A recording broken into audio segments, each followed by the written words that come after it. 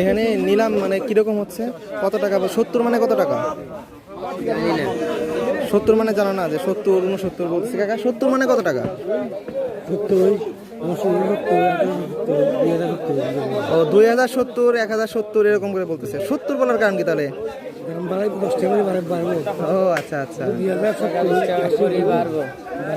এই বাজারটার নাম কি? ঘাটের বাজার, হাইল হাওরের না? এখানে হাইল হাওরের মাছ সবচেয়ে বেশি পাওয়া যায়। প্রতিদিন কিরকম মাছ উঠে এখানে? প্রচুর মাছ, সব প্রাকৃতিক মাছ। এখানে সব মাছ এরকম নিলামে বিক্রি করা হয়। আচ্ছা, এখানকার মাছ কই কই যায়? আর যারা একদম টাটকা